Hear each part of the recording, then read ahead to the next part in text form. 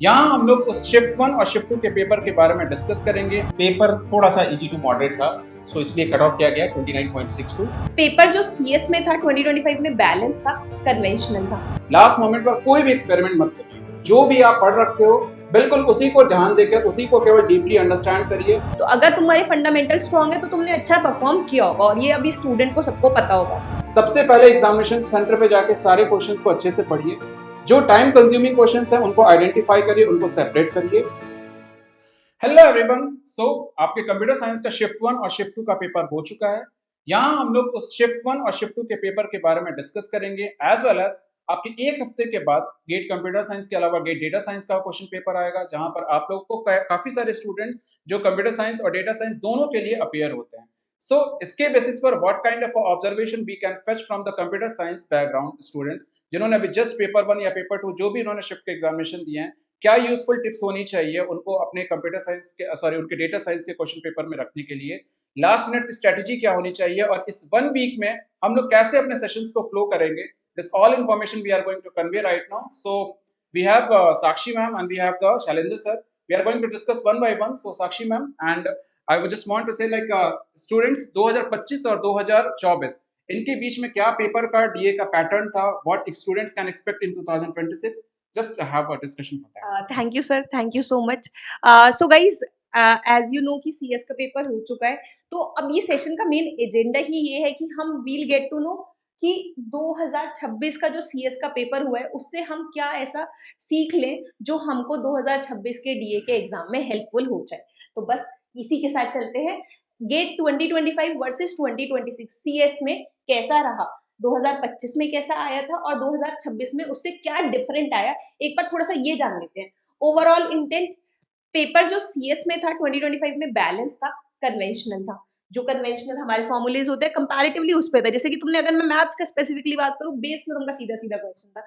But इस बार जो question आए फंडामेंटल फोकस्ड है, तो अगर किसी को फंडामेंटल्स की क्लैरिटी नहीं है तो देयर आर रेयर चांसेस कि उसका बहुत अच्छा स्कोर बनेगा। तो अगर तुम्हारे फंडामेंटल स्ट्रांग है तो तुमने अच्छा परफॉर्म किया होगा और ये अभी स्टूडेंट को सबको पता होगा अपने अपने स्कोर्स के बारे में। Question nature, many standard PYQ style, जैसे कि तुमने देखा भी होगा कि बहुत पीवाईक्यू स्टाइल आते थे लास्ट ईयर तक, बट अभी भी पीवाईक्यू है, ऐसा नहीं है कि प्रीवियस ईयर क्वेश्चन के बेस नहीं थे, बट क्वेश्चन की फॉर्मेशन थोड़ी सी उन्होंने डिफरेंट करी कि आपको लिटिल बिट और सोचना पड़े क्वेश्चन के आगे जाके। तो वही है, mix of basic concept check and selective lengthy problem. थोड़ा सा लेंदी पेपर था क्योंकि हम लोगों ने सेंटर पे देखा भी था, स्टूडेंट से बात भी की, एंड वी फाउंड आउट कि पेपर थोड़ा सा लेंदी था as compared to previous years. और length of question overall moderate, MSQ, NET ये तो हमारे हमेशा रहते हैं, मोस्टली शॉर्ट, फ्यू क्लियरली लेंदी।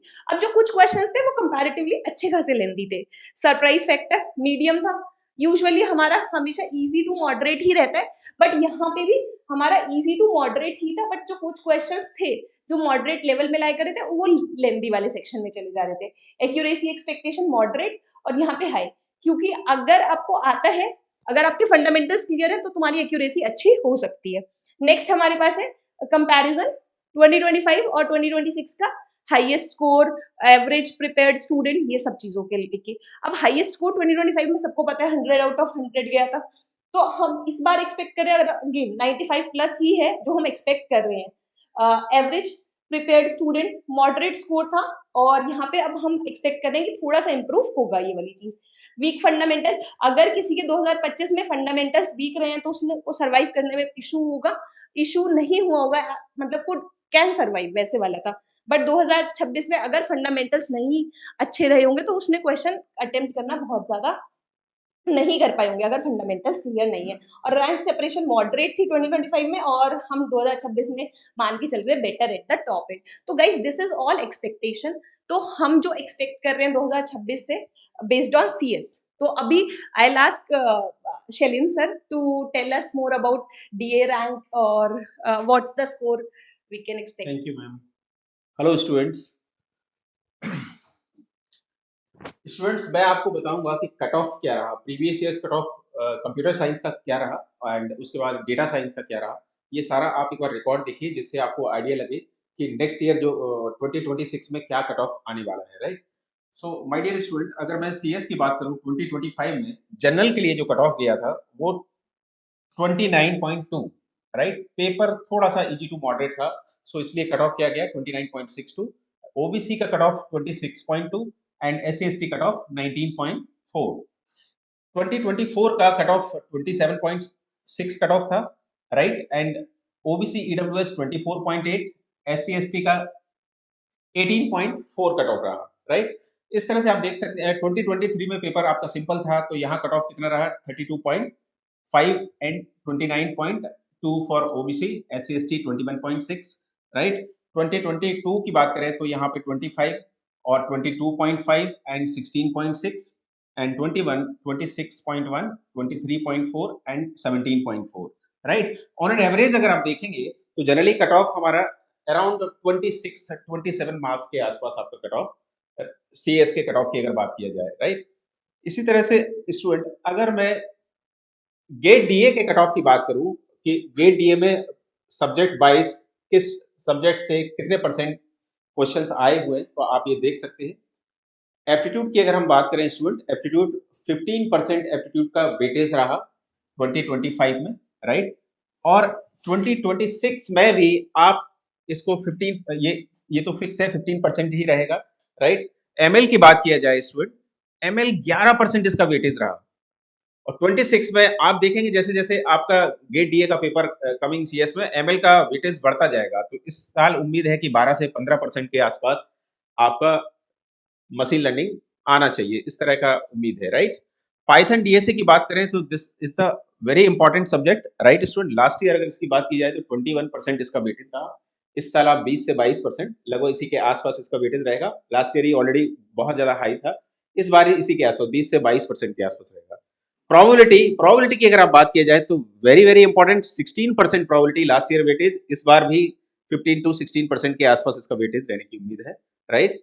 कैलकुलस की बात की जाए तो 8% एंड 8 टू 10% 2026 के लिए भी आप इतना उम्मीद कर सकते हैं। लीनियर अलजेब्रा देखिए स्टूडेंट, काफी लीनियर अलजेब्रा के क्वेश्चंस काफी सिंपल होते हैं। 10% इसका लीनियर अलजेब्रा का वेटेज है, इस बार भी 10 टू 12 के आसपास इसका वेटेज रहने की उम्मीद है।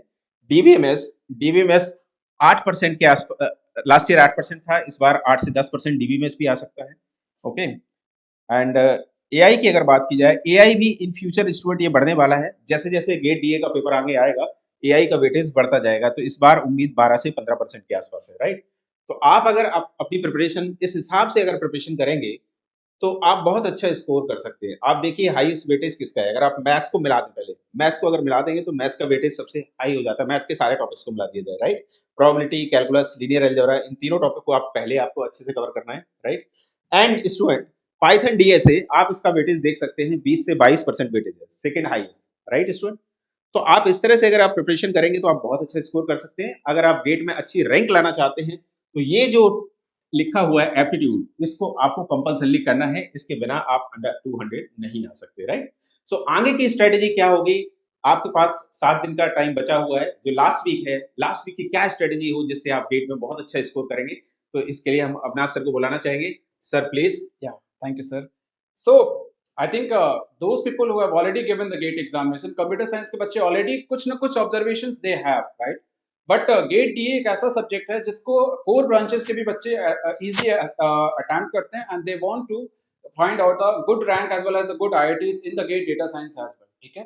सो उसके बेसिस पर अगर हम लोग देखा जाए, क्योंकि अब हमारे पास सिर्फ 7 दिन का समय बचा हुआ है और इस 7 दिन को या तो हम लोग बिल्कुल पॉजिटिव एस्पेक्ट में अप्लाई कर सकते हैं या फिर हम लोग इसको अपने एक्सपीरियंस के बेसिस पर अप्लाई करके अपने एग्जामिनेशंस को लास्ट मोमेंट पर ठीक कर सकते हैं।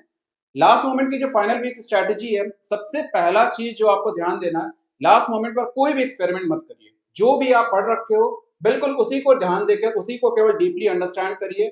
बिल्कुल कोई भी नया कॉन्सेप्ट ओपन करने का, कोई न्यू मॉक टेस्ट लगाने का, किसी भी न्यू टीचर्स के नोट्स देखने का, किसी भी चीज का न्यू एक्सपेरिमेंट करने का कोई भी जरूरत नहीं है, ओके। लास्ट वीक के आपके पास आपका पूरा फोकस एक स्पेसिफिक स्लीप शेड्यूल होना चाहिए, बिकॉज अगर आपका पेपर मॉर्निंग शिफ्ट में, your sleep schedule is something like कि आप उस मॉर्निंग शिफ्ट पर उस स्पेसिफिक टाइम पर बैठकर कोई एग्जाम दे रहे हो तो आपका माइंड उस समय एक्टिव होना चाहिए। Third thing is like calculation जो है बिल्कुल फोकस्ड होना चाहिए। ऐसा नहीं कि आप एक ही कैलकुलेशन को चेक कर रहे हो फिर रीचेक कर रहे हो, ये स्ट्रैटेजी बिल्कुल नहीं काम करती गेट में। सो जो आपने एक बार कर दिया वो बिल्कुल फुल एंड फाइनल हो गई, राइट। आपके जो भी मिस्टेक्स हो रहे हैं, आपको ये हमेशा ध्यान रखना चाहिए कि गेट एग्जामिनेशंस प्रिपरेशन से ज्यादा मिस्टेक को एनालिसिस करने पर क्लियर होती है। अगर आप कंप्यूटर साइंस के एग्जामिनेशन को देकर देखे हो, आपके जो मिस्टेक्स है आप उनको एनालिसिस करो, उसके डायरेक्टली एप्लीकेशन करो कि इस चीजों को मुझे डीए के पेपर में नहीं रिपीट करना है। So learn from your own mistakes.